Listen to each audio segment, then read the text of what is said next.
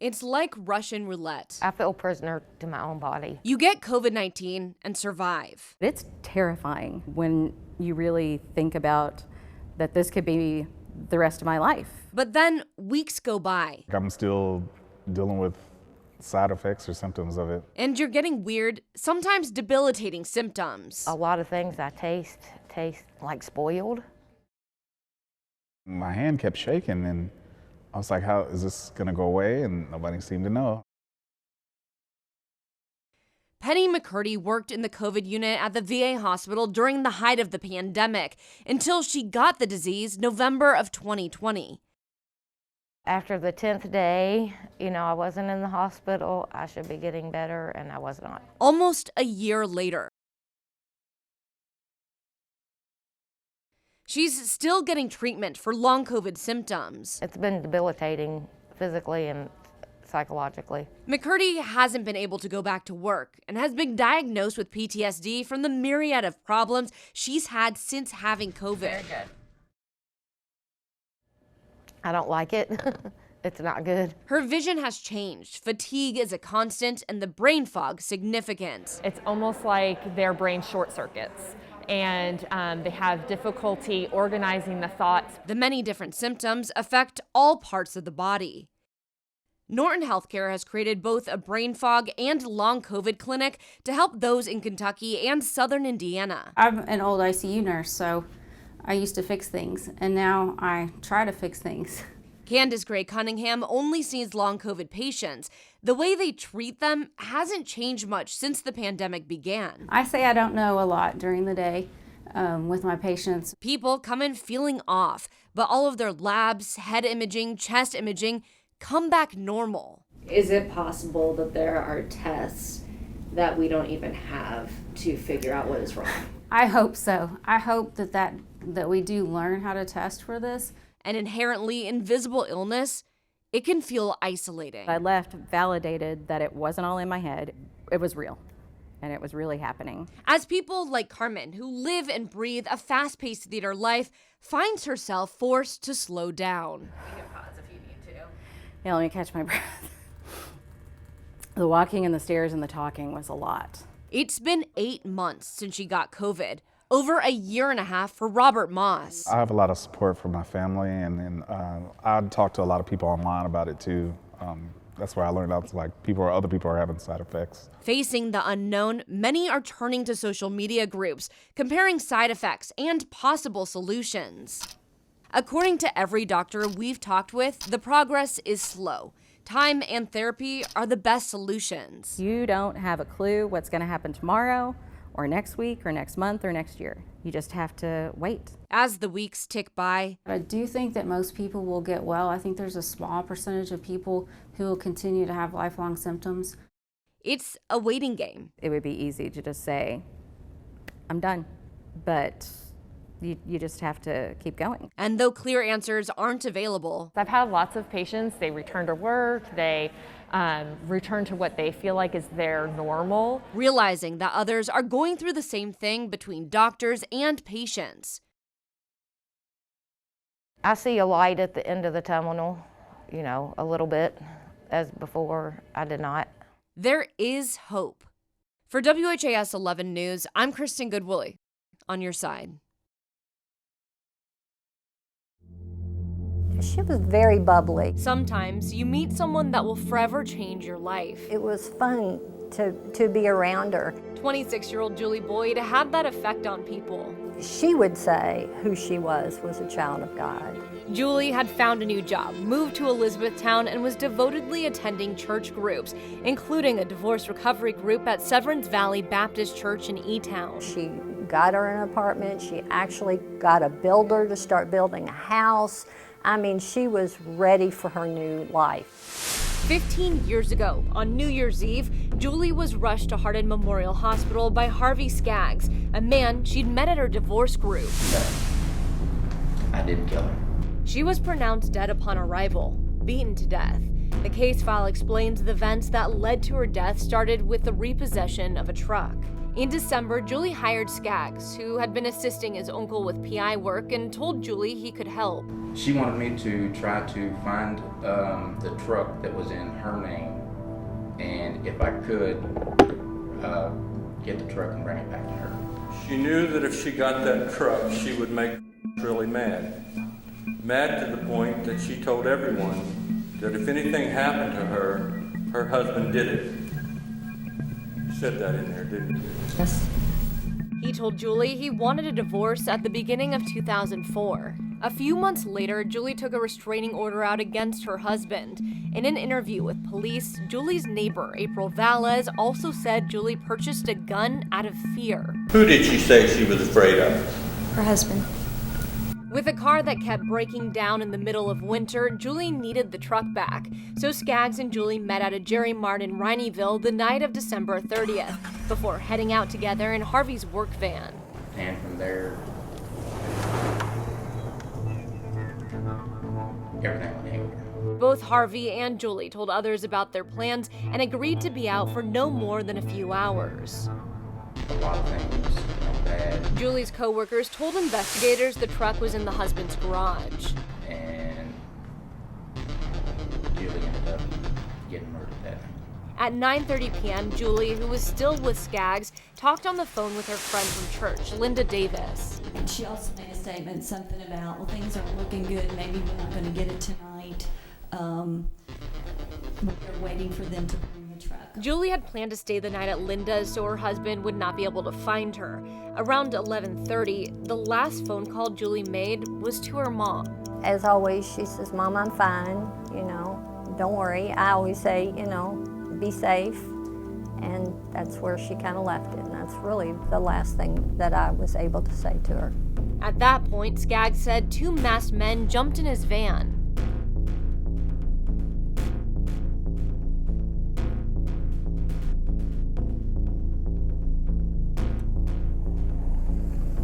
They told Skaggs to start driving.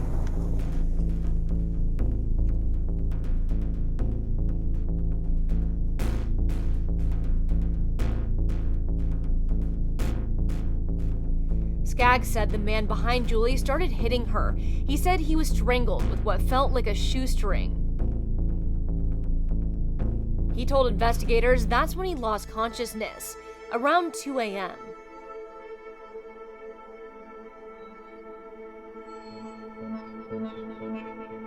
Skaggs carried her to the entrance of the ER. The doctor said Julie was already dead.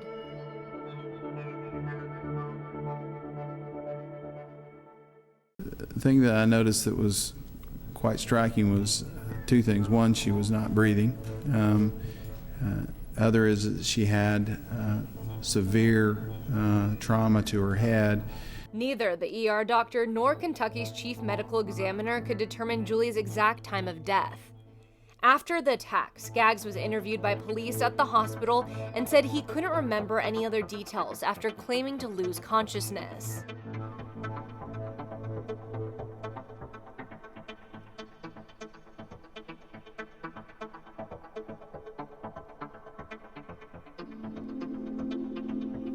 We looked into all of the evidence that was outlined in the trial, plus nearly 1,000 pages worth of investigative files from Kentucky State Police. Harvey Skaggs was interrogated at least twice, but initially there were 2 primary suspects, Skaggs and Julie Boyd's husband. Police went to the husband's house days after the murder. Searched that residence, took photographs of Mr. Boyd, and collected some evidence there as well. Records show that a handgun appearing to have blood on it was taken as evidence after Skaggs said the abductors had a gun. We found out of more than a dozen requests from KSP for evidence examination, Skaggs is listed as a suspect on all of them. The husband is listed twice as a possible suspect in reference to a small handgun, according to investigators' notes. Further testing revealed no blood was found on the gun. The idea is that there was simply no evidence linking him to the scene in any manner. Here's the timeline from the investigative file we obtained. When Julie phoned her friend around 9:30 p.m. saying they were waiting on them to bring the truck, her husband and his girlfriend had just arrived home. We stayed home that night, yes. They say they spent the rest of the night making Jell-O shots and watching TV. We tried to reach the husband to talk about Julie's death. He did not respond. He was never arrested or charged with anything in connection with Julie's murder. A week or so later, Skaggs asked his girlfriend to marry him. She said yes. Friends told investigators he'd been planning to propose. Shortly after, police searched their home and took the ring he proposed with. It was on her pinky at the time. It wouldn't fit over my knuckle on my ring finger. The ring was a rare Duchess cut, the same cut as Julie Boyd's engagement ring, which was one of 3 rings missing from her when she arrived at the hospital. During the trial, both sides presented experts with contradictory testimonies. Either it was the ring or there was no way of knowing for sure. Both Debbie White and Julie's husband say this was her engagement ring. Julie's wedding band and another decorative ring she wore have never been found. One thing is certain, Skaggs was not in possession of the ring the night he brought Julie to the hospital. It's one of many questions that surround this case. We don't know exactly what happened to Julie Boyd because no one was there to witness it. Skaggs claimed it wasn't Julie's ring. He was arrested for Julie's murder in 2005. The trial was in 2006. Prosecutor David Abner said he spent it disproving Harvey's story of what happened that night. There was no indication, for example, that she was beaten inside the van. While there was blood inside the van and on the passenger seat, there was a significant amount on the exterior of the van as well. Investigators say the blood spatter proves that Julie was killed outside of the van. The murder weapon and place where she was killed have never been found. No DNA was found under Julie's nails. Skaggs' DNA was not found on her purse or any potential weapons in the van. There was one bloody fingerprint outside of the van, which did not match Skaggs, according to testimony at trial.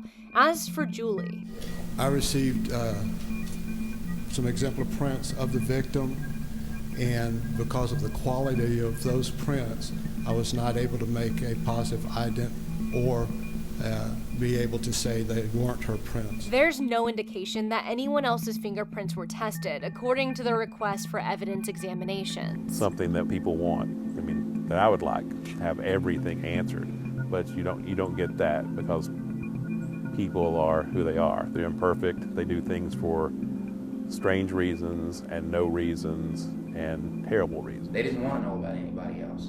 They didn't care about anybody else. Skaggs was convicted for Julie Boyd's murder and robbery. He's currently serving a life sentence in prison at Green River Correctional Complex with the possibility of parole at 25 years. You know, I don't know that the justice system always investigates everything as thoroughly as they should. Skaggs has appealed twice and lost both appeals.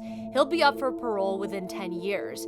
He continues to claim innocence. One of the things you have to know is what was presented to the jury in that trial. That's the playing field. That's the place where everything takes place. There were, you know, things that they never found out about her death. So there is, you know, has always been questions about, you know, what exactly happened. It started basically, I had a crack right here on the wall. A crack and some discoloration around the paint. It's what prompted Mary Jo Williams to call her insurance and start looking for a contractor. She was quoted and charged $3,500. The crack fixed and to have the room painted. Mary Jo found the contractor through Facebook, a man we later identified through court documents as Alan Barker with Barker Outdoor Improvements. She hired Barker on January 28th. And he said he was going to have to open a wall up. He started over there, and that's when everything started to go wrong. The 5-time cancer survivor and her veteran husband say they were charged an additional $10,000 cash, which they say they paid on February 5th up front. This copy of Mary Jo's bank statement shows she withdrew $9,999 from her account in early February. She did not get a receipt from Barker. She also didn't sign a contract. She says within days, Barker's request for money kept coming. And then he quoted me somewhere between $50,000 and $75,000 for this room. They'd already spent half of their life savings and couldn't afford to pay any more. I feel like throwing up every time I'm in here. Mary Jo showed me the room. She says Barker left in this demolished state. Part of a wall here. Including messages like this one. What truth? Look at my home. Did you expect the ceiling to be opened up? No, and I was told it didn't need to be. Barker now faces a felony charge, theft by failure to make required disposition of property.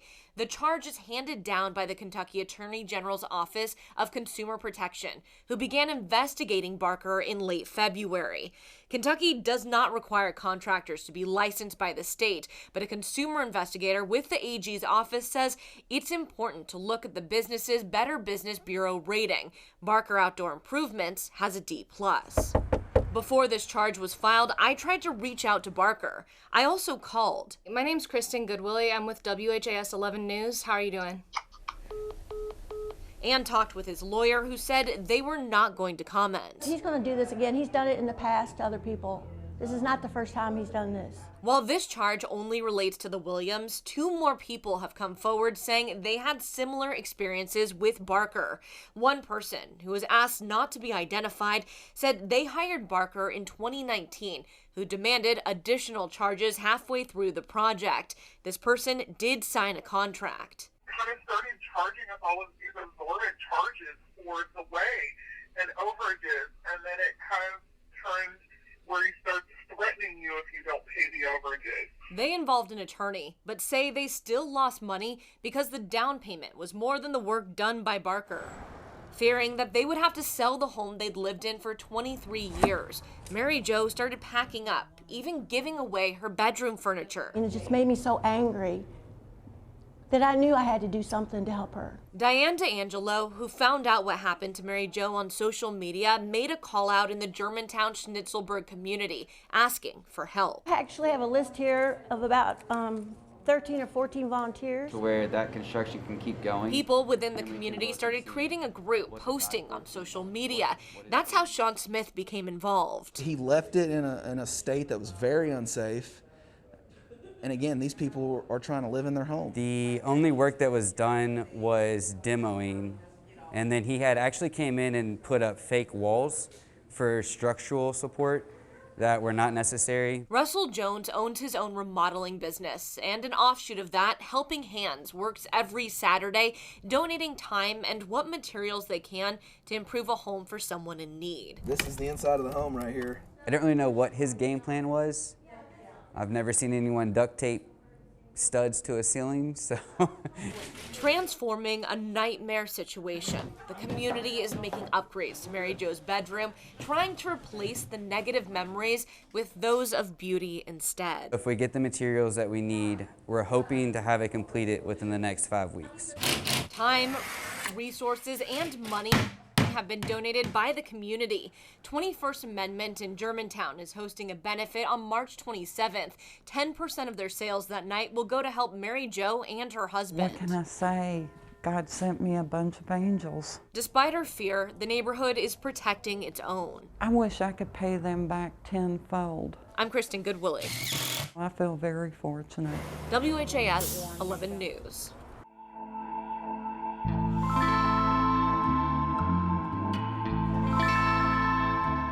Sitting in the heart of Appalachia. It's the most famous county in America, Harlan County, USA. Who hasn't heard of it? Bloody Harlan, known for the strife between coal companies and its miners. Remnants of the near century-long fight continue today, most recently when Black Jewel filed for bankruptcy, leaving many Kentucky miners without paychecks. A memorial stands in the center of downtown. Harlan County built the city of Louisville. Harlan County built the United States of America, if you think about the amount of coal that came out of this county. And across the street, a building. This is a 100-plus-year-old building right here on the courthouse square. One that sat empty for nearly a decade. This is where it's all going to happen. Until now. And then you'll see the bar straight ahead of you.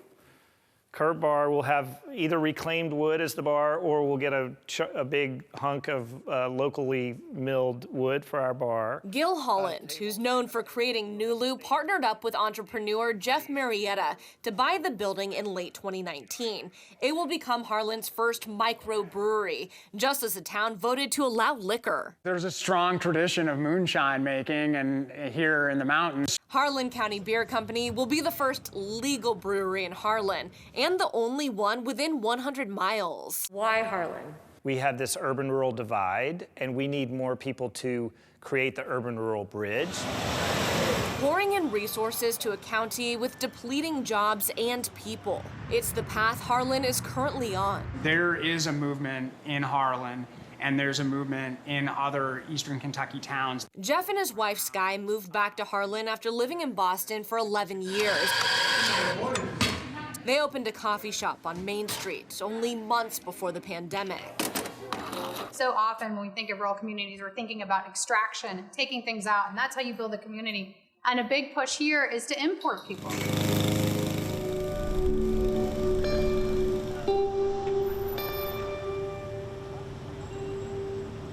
Small towns are making a comeback. A block down on Main Street, small business owner April Collins says the community she lives in is thirsty for change. We believe that Harlan has so much potential that we're willing to invest all that we have to make it a go. That potential refreshing investors like Holland, who's now brewing a bridge between urban and rural. Maybe they'll come for the beer and stay for the mountains. I'm Kristin Goodwillie for the Night Team.